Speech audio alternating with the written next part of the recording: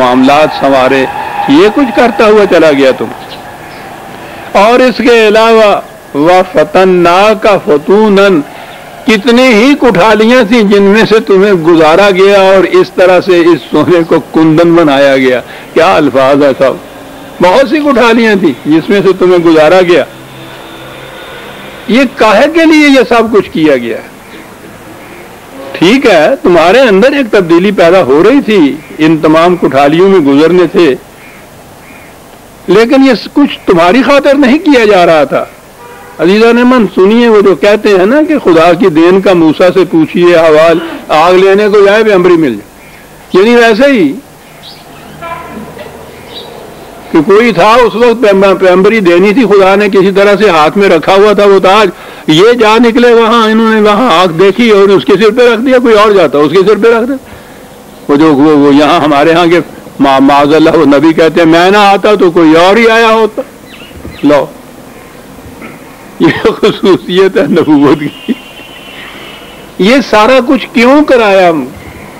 یہ کیوں یہ سب کچھ یہ تمام مراحل طے کرائے؟ ان کٹھالیوں میں سے کیا لفظ ہے قرآن کا، ان کٹھالیوں میں سے کیوں گزارا؟ ثم جئت علی قدر یا موسیٰ، اس کے بعد کہیں جا کر تم ہمارے معیار پہ پورے اترے.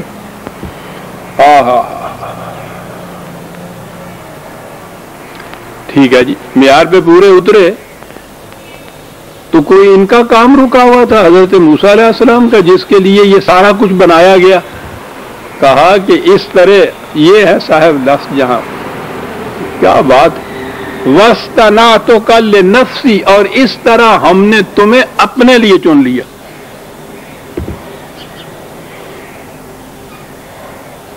خدائے قادر و مطلق کائنات کی ہر شے اس کے قبضہ قدرت میں، اس کو اس کی کیا ضرورت پڑی ہوئی ہے کہ ایک انسان کو اس کی پیدائش کے زمانے سے تیار کرتا چلا جا رہا ہے، ان مراحل سے گزارتا چلا جا رہا ہے، ان بھٹیوں سے اس کو نکالتا چلا جا رہا ہے، پھر وہ جا کے ایک مکمل انسان بنتا ہے.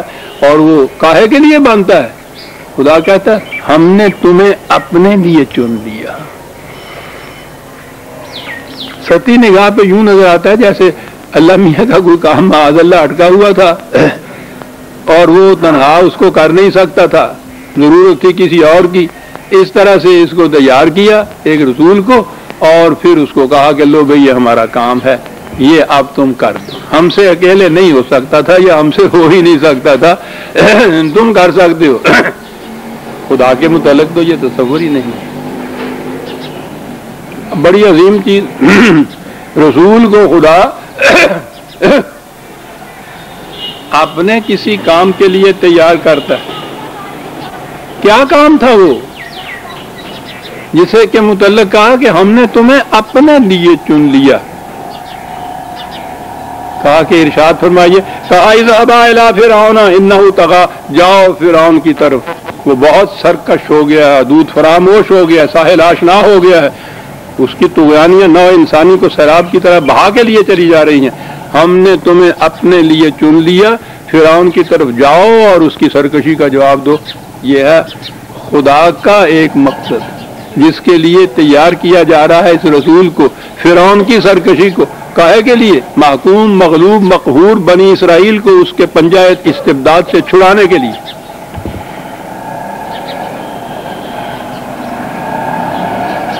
مقصد ہے خداوندی. یہ دوسرے مقام پہ ہے کہ ہم نے چاہا کہ بنی اسرائیل کے اوپر اپنا احسان کریں اور ہم نے پھر یہ انتظام کیا. یعنی ایسے مشیت خداوندی ہے یہ کہ بنی اسرائیل کو فرعون کے چنگل سے آزاد کرایا جائے. مشیت خداوندی تھی. غور کیجیے عزیزان من، خدا کے پروگرام مشیت خداوندی ہو جس کی یہ کیفیت ہے کہ وہ کسی شے ارادہ بے شیء، وہ تو اگر ارادہ ہو کسی شے کا تو فیقول لہ کن فیکون، وہ تو اس وقت وجود میں آ جاتی ہے. تو مشیت خداوندی اگر یہ تھی کہ فرعون کی طغیانیوں کو ساحلوں کے اندر پابند کیا جائے، بنی اسرائیل کو اس کے استبداد کے پنجے سے چھڑایا جائے، اگر مشیت خداوندی تھی تو اس کے از خود بروئے کار آ جانے میں کون سی چیز مانع ہو سکتی تھی؟ خدا کی مشیت کے راستے میں کوئی کھڑا ہو سکتا تھا؟ اب بات کیا ہوئی؟ انسانوں کی دنیا میں خدا اپنی مشیت کو انسانوں کے ہاتھوں سے پورا کراتا ہے.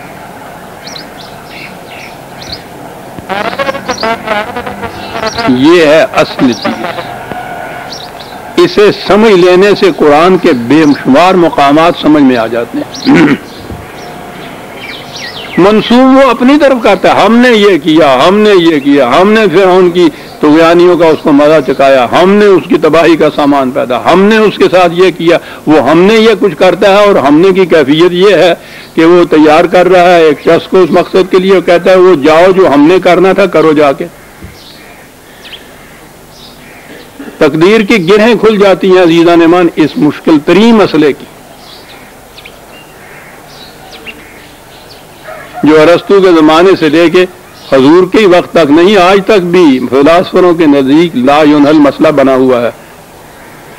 قرآن یوں اس کو گرہ کو کھول کے رکھ دیتا ہے، کیونکہ مشیت اس کی وہ ہوتی ہے، اس لیے وہ اپنی طرف منسوب کرتا ہے کہ ہم نے یہ کرنا تھا. وہ خود بخود نہیں کرتا آ کر. اتنی بڑی قدرت، اتنا بڑا اقتدار خود بخود کرنے کا، اتنا اقتدار رکھنے کے باوجود وہ خود نہیں کرتا. انسانوں کی دنیا میں آ کے وہ اپنی مشیت کو انسانوں کے ہاتھوں سے پورا کراتا ہے.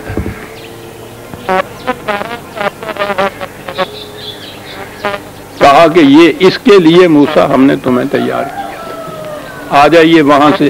تو گویا یہ میں نے اس لیے یہ عرض کیا ہے کہ یہ بات اصولی بات سمجھ میں آ جائے کہ خدا اپنے پروگرام کو، اپنی مشیت کو انسانوں کی دنیا میں نافذ کس طرح سے کرتا ہے.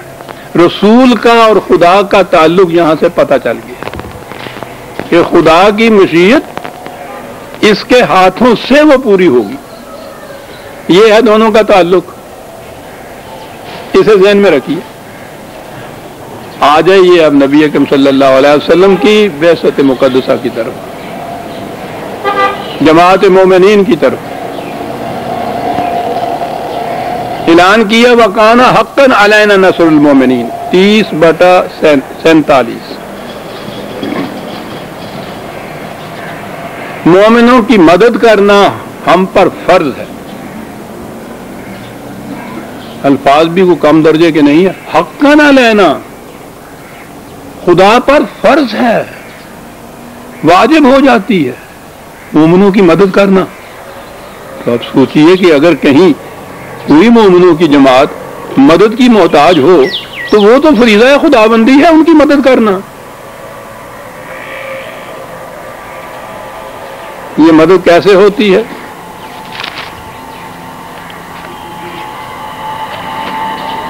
مکے کے مسلمان وہاں کی اذیتیں برداشت کرتے کرتے ایک حصہ تو ان کا ایسا تھا وہ ہجرت کر کے مدینے چلا گیا، وہاں جا کے انہوں نے اپنی مملکت بھی قائم کر لی.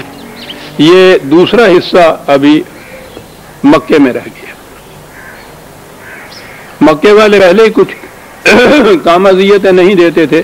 جب یہ دیکھا کہ ان کے ایک گروہ نے وہاں مملکت قائم کر لی ہے، یہ یہاں ہے تو ان کا آپس کا رشتہ ہے، تو آپ سوچئے کہ ان کے ساتھ وہ کیا نہیں کر رہے ہو. کہا یہ کہ ان مکے کے مستضعفین نے، مظلوموں نے خدا سے فریاد کی کہ ہمارے لیے کچھ انتظام کر، ہم یہاں سے نکل نہیں سکتے، کوئی ہماری مدد کو آ نہیں سکتا، اور یہاں کی اذیتیں اور تکلیفیں ناقابل برداشت ہو گئی ہیں. میں سمجھتا ہوں کہا ہوگا کہ تم نے تو کہا حقاً علینا نصر المؤمنین، مدد کرنا ہم پر واجب ہو گئی ہوئی ہے، تو اپنا وہ فریضہ آپ کب ادا کریں گے؟ خاک ہو جائیں گے ہم تم کو خبر ہونے تک.